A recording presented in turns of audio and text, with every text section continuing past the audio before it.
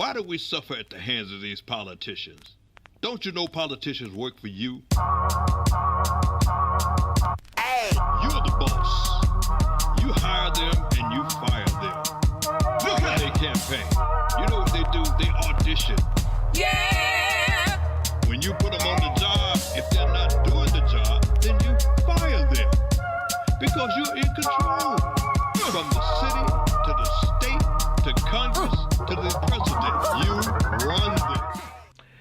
Hello, we're back again at Talk Labor with Jerry Williams. This is a place where you come to talk. And if you don't want to talk, you don't want to be here. I tell you all the time, don't bury your head in the sand. If you know things are going on, talk about it. Talk to your neighbor, talk to your family. That's the only way you're going to get things resolved. So this is Talk Labor. You're here now. We're going to talk about some things. First thing we're going to talk about is the drugs and capitalism. You know, we pay more in this country for pharmaceuticals than the whole rest of the world does. I mean, because of capitalism. It's like we pay 50% more for our drugs on average than any other country in the world. Now, do that alarm you at all? I mean, you know, you're paying twice as much for your metformin than other people, or your high blood pressure medicine than other people. This is done because oligarchs are in charge here. They've just taken over. They put that orange-haired guy in the White House, and he was just doing what he wanted to do. I mean, when they cry, I want my country back. You know, you don't have a country. You know, you came here like everybody else except African Americans. We were forced to come here. We were brought here slaves, not because we were trying to run away from our country. But you came here as a visitor like everybody else. But you came in, you murdered people, and you took over, you know. And then you started this crap about, you know, I don't like what's going on. I want my country back. Let me tell you something. You can throw your temper tantrums. You can act a damn fool. But when you get through, the country belongs to all of us. And y'all got to remember that. Country belongs to all of us, not just a handful. So you might as well get used to it. I mean, this isn't, you know, this is not like, this ain't got nothing to do with your country back or you're entitled because you're white. It don't work like that. So get used to it, like I said, and you got to stop acting a fool and just get used to the fact that this country belongs to everybody and not yourself. We didn't get into a thing now.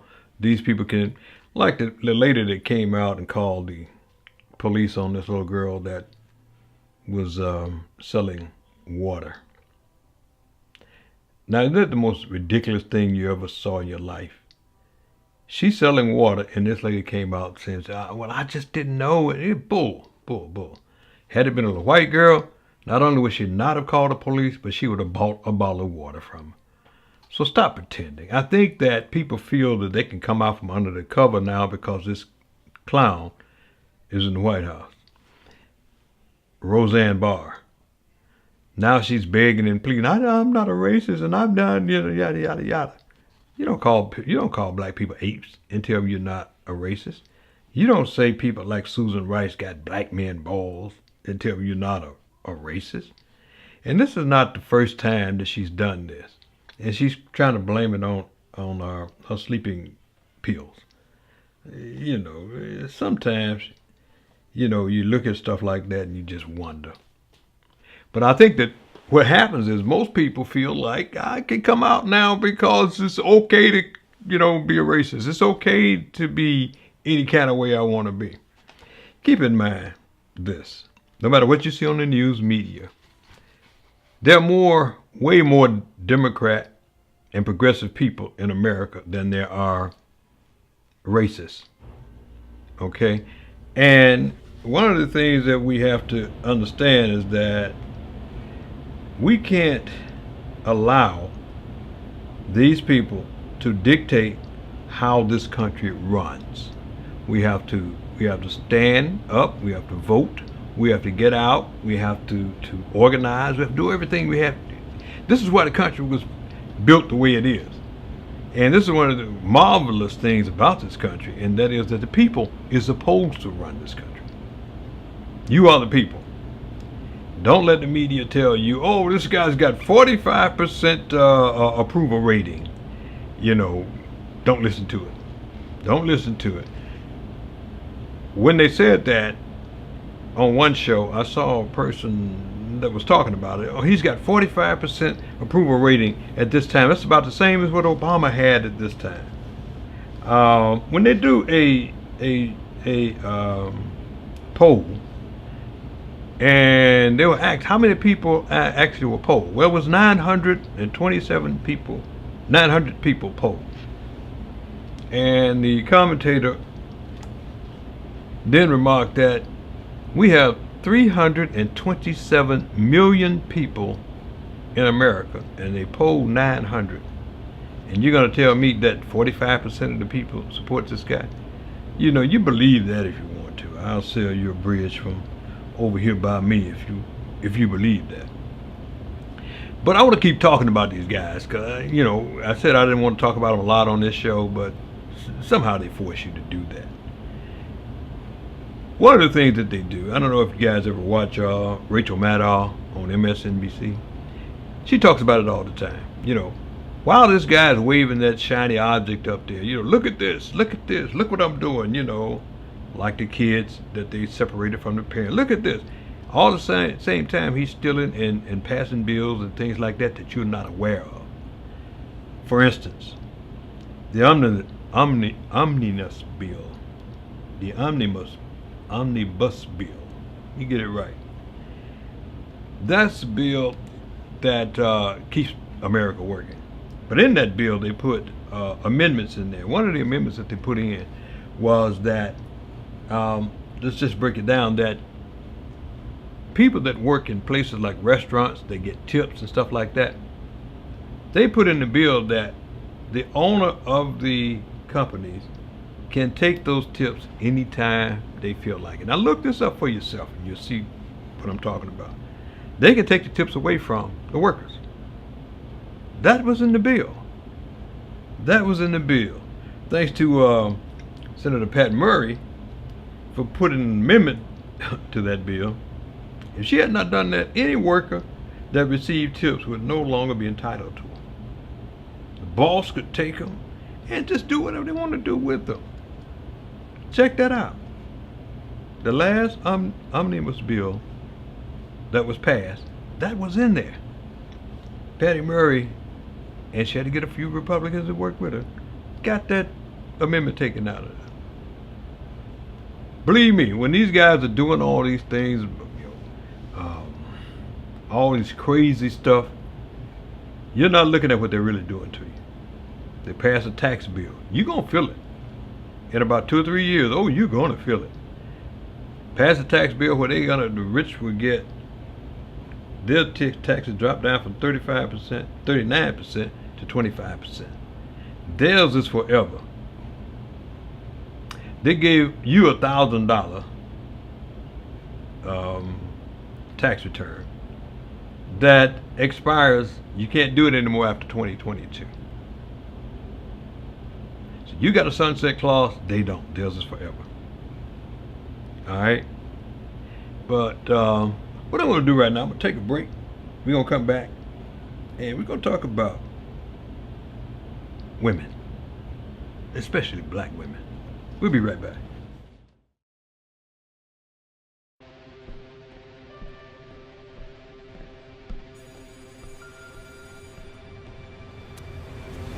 Hey, loser. Leave me alone.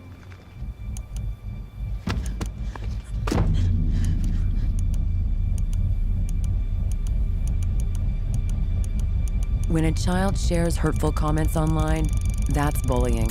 Visit erasebullying.ca to learn how to help your child stand up to cyberbullying. All right, we're back, and as I promised you, we're going to talk about women, and especially black women. This is not like a black-white thing, so, you know, I tell people all the time, we don't get into that, because I think there are great people that are African-American, there are great people that are white, Hispanic, but you got some nuts, okay? But one of the things I say about black women, we don't give them credit enough. Black women are super smart, especially let's talk about when elections come around. Black women voted a pedophile out or helped to defeat a pedophile in Alabama. This pedophile was in a staunch, strong Republican district, and they said no way he's going to lose to this Democrat. Black women got together, and I mean they voted like 100% for the Democrat. It was a shock to everybody, even the Democrats. But the Democrat won, mainly because of the black woman. Black women voted 98% for Hillary Clinton. White women voted 54% for Donald Trump, even though he was talking about grabbing them in the crotch, doing everything, and you know he was an abuser. He went into the little girls, the teenage girls' dressing room where he said he owns it, so he can go there while they were taking clothes and taking their clothes off and stuff. He said he had the right to do it because he ran the pageant. All kinds of stuff like that. 54% of the white women voted for him. Now the reason I say black women are smart because they vote for their best interests. Whether it's Republican, Independent, black, white, Democrat, they vote for their best interests. Now, I'm not going to put the black men down too bad because black men voted 87% for Hillary Clinton. But I like to meet that 13% that voted for that other guy. And one of the things that one of my friends said, he was talking about how smart black women are. And he was talking about brothers. You know, he said a lot of times when brothers first, you know, say athletes, not just athletes, but brothers and get money. As smart as black women are, he was saying, why then do they go right and marry a white woman as soon as they get money? Now there's nothing wrong. If you find somebody you're in love with and they're white, that's fine.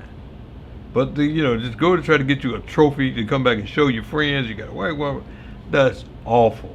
That's one of the things he was saying. As smart as black women are, the first thing they do is run and get a white woman.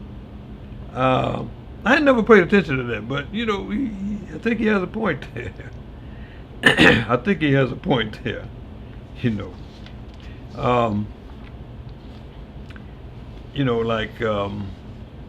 know.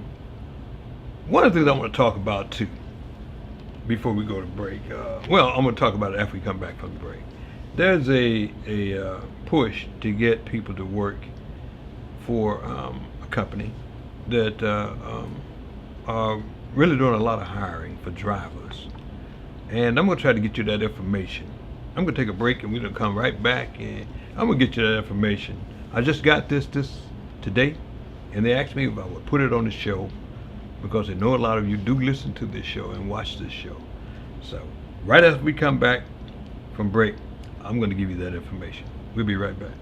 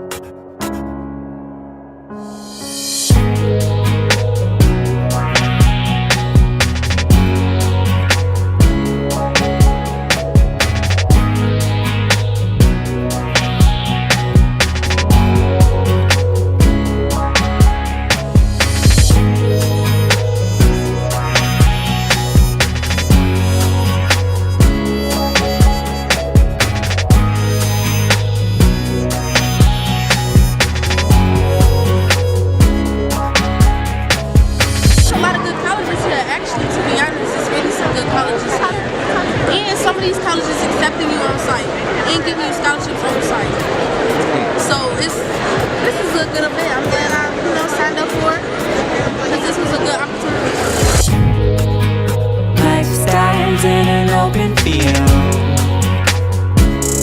All I wanna do is run free. All I wanna do is run free.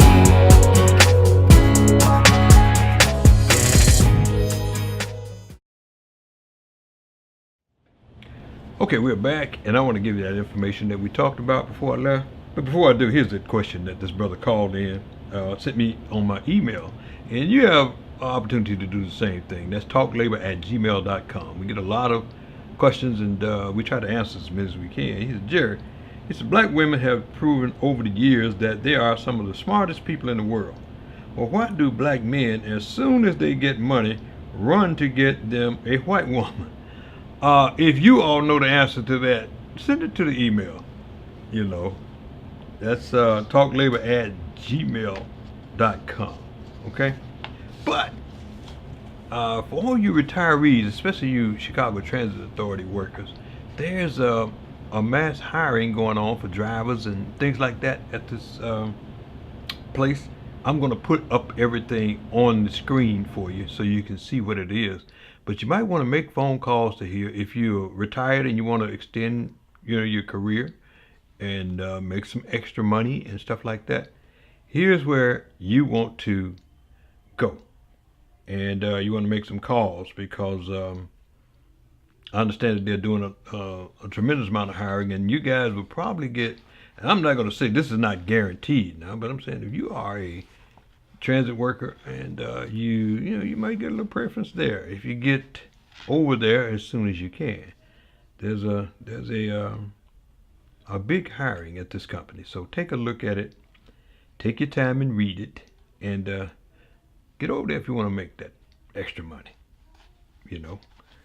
Go to the casino. Okay, but what I want to do this. I want to talk about this now. I talked about a brother that. Let me ask you this question: did you all get a chance to get out to the Pride Fest last week? T.L. Williams performed out there. I want you to take a look at this. This was awesome. They were awesome. The crowd was, I must have been 2,000 to 3,000 strong. They really enjoyed the music. T.L. and his band, the Storm Chaser Orchestra. And just turn the place out.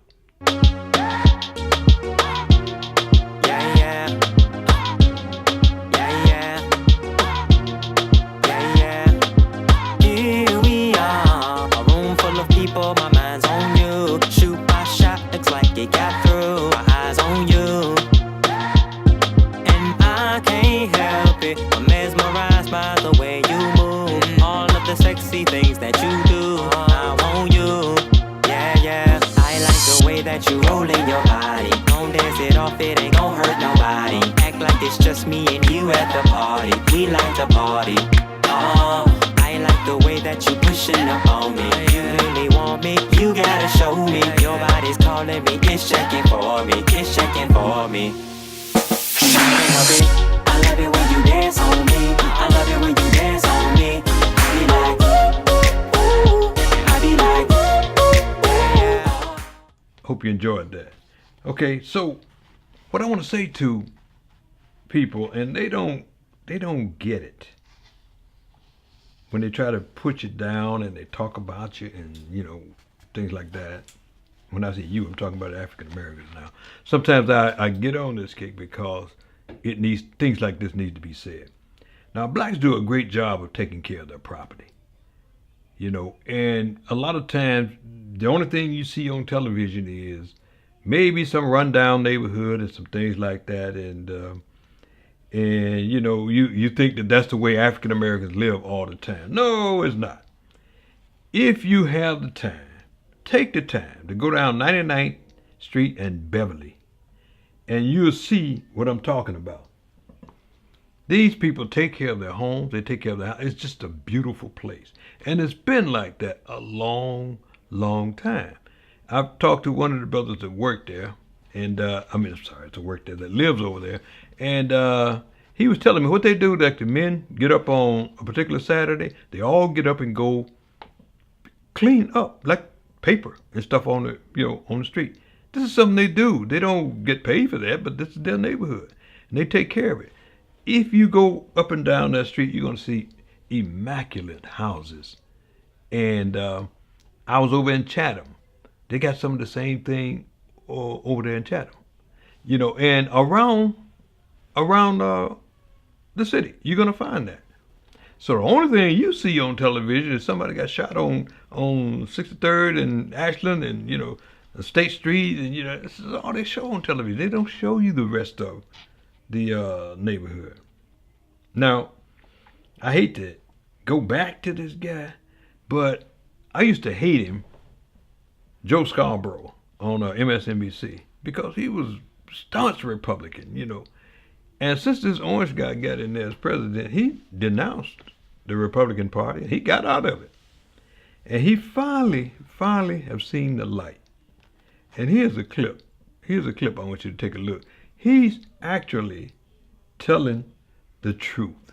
He's telling the truth. I'm shocked, but I got to give him credit. He's actually telling the truth.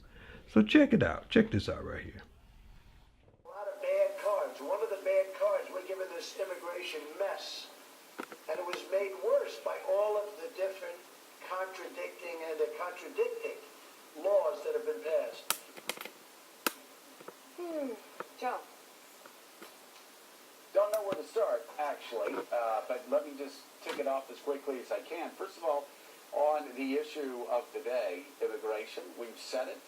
In fact, we said it during the campaign. We said the wall made absolutely no sense because actually in the last 2 or 3 years of the Obama administration, there is actually a net negative flow into the United States and more immigrants going back into Mexico, in part because their economy is strengthening, in part because of NAFTA.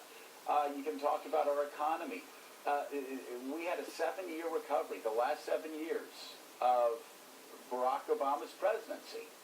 We had a recovery, an economic recovery that has continued, and let's all be grateful for that. As far as Iran goes, we're in a worse situation now. I was against the Iran deal, but, you know, the fact is right now that it's just the Iranians and the Europeans now that are working together, and we're pushed to the side. So we have effectively negotiated our way out of any relevance in the future of Iran's nuclear program. If Donald Trump thinks running away from a problem is the correct answer, so be it. And, you know, I've had so many foreign policy people predict to me that at some point Donald Trump will turn on North Korea because North Korea got what it wanted. You build up to a summit where the North Koreans are actually sitting with the President of the United States because that sort of credibility is all they ever wanted. Donald Trump gave it to them right out of the gate. So if that's success, then Donald Trump is certainly grading himself on an extraordinarily low curve. And again, most importantly, the economy has been getting better for 7 years. It's been getting better on a straight line. And, you know, Mika, also, as we say again, this immigration crisis that Donald Trump talks about is made up. Yeah. No, and you... Okay. You see what I mean about Joe Scarborough? I got to give him credit. Guys, telling the truth now. It's funny, but it's not funny, you know, because he sees that this can destroy America, what this guy is doing, and I appreciate the fact that he's standing up and telling the truth. What I want to do, I want to leave you with this. And this is one of the things that people do. They try to come to you and make you feel so bad about yourself. Like, you get up in the morning, a lot of black people I'm talking about hate themselves. You find some black women that try to be white. When you got white women trying to be black. You got some men that'll get up and, you know, they're just not themselves. Just be yourself. You come from kings, you come from queens. So just be yourself. What I'd like for you to do is take a look at this next clip. When I was in college, I was at Omega State, and I was studying radio broadcasting. And one of the instructors just rolled me about my diction. You know, like, you know, he said, Jerry, you're great, but, you know, you got to stop saying the word ask the question. You got to say ask with the K.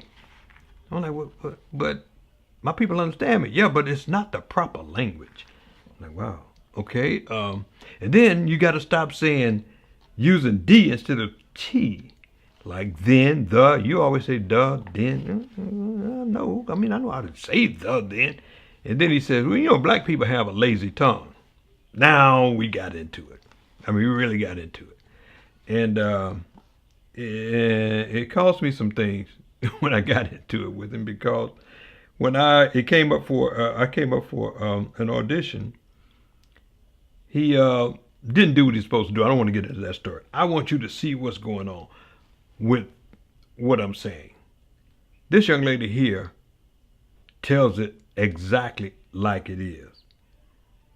Ask versus ask. I want you to take a look at this clip, and you'll see. Make sure you look at it now, and you'll see what I'm talking about. How beautiful you are. Why you should not be ashamed of the way you talk. Okay. And I think it's just a magnificent clip. Okay. We're gonna leave you with that. And remember, talk labor. Keep your head above the sand. Don't be afraid to talk. If you are, come down here and we'll talk for you. And don't forget, keep sending your questions and your comments into talklabor@gmail.com. This way we keep in touch with each other. And you pensioners, you coalition members, you know, we're moving forward. We got a lot of things going on, and we want you to stay strong. We'll keep you up to date on everything that's going on, okay? So, we'll see you next week on Talk Labor. Hey, can I ask you a question? Did you notice I said ax instead of ask? And does it even matter? Okay, today we're talking about a little word that's really part of a much bigger debate. The word ask or ax. I guess it depends on who you ask. For those of you who don't know, pronouncing ask as ax is a colloquialism that a lot of people in various parts of the country use, but it's often most associated with people in the South, and more specifically, black people. There's a weird stigma around the usage of ax in the English language.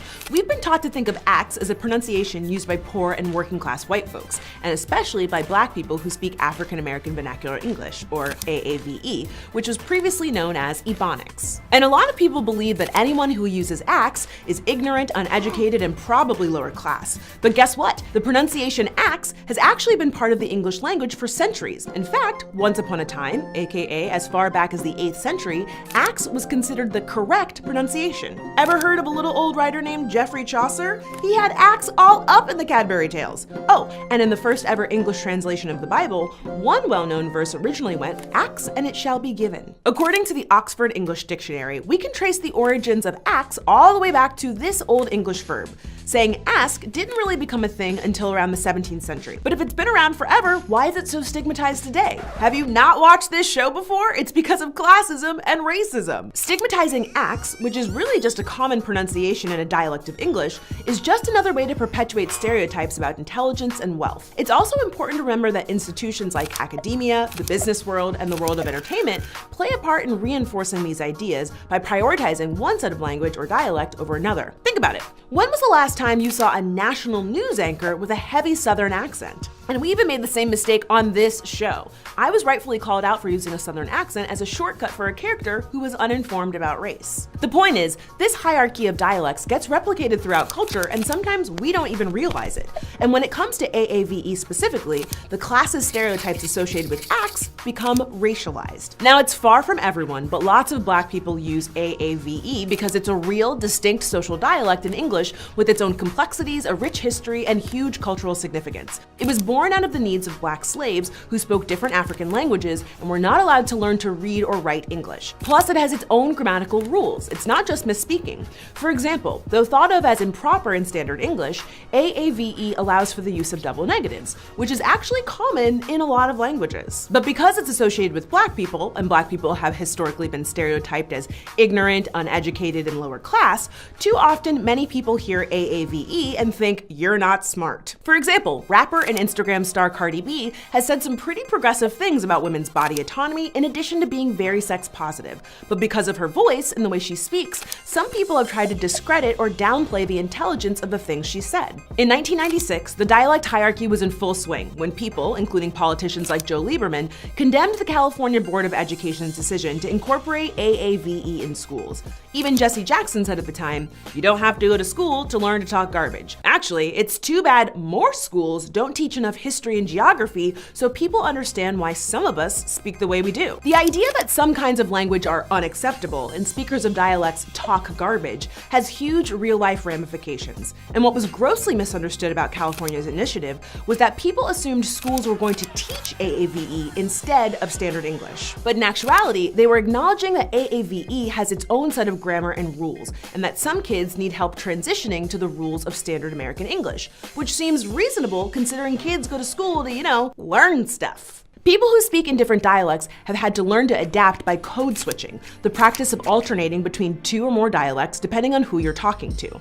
It's one way that Black people who speak AAVE or speakers of other English dialects such as Chicano English or Cajun vernacular can stay true to themselves while accepting the realities of the language hierarchy. Because sometimes a person getting a job may all depend on saying ask instead of ax. And you may be thinking, well, that's just the way the language cookie crumbles. But honestly, is that really fair? What about people who are just as intelligent and capable, but haven't mastered the art of code switching or just don't want to?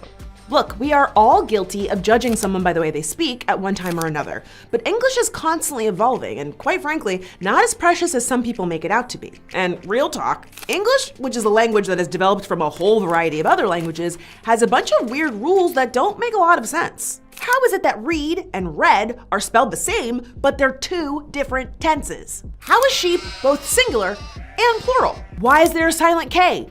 Know what I mean? And as speakers of American English, which is its own special dialect of British English, when you hear someone ask you a question or start talking in a way you don't immediately understand, maybe you should stop yourself from automatically thinking that person is of a lower intelligence. So to all the grammar popos out there, lighten up, okay? If the way someone pronounces ask determines how you feel about them, maybe take a step back and ask yourself why.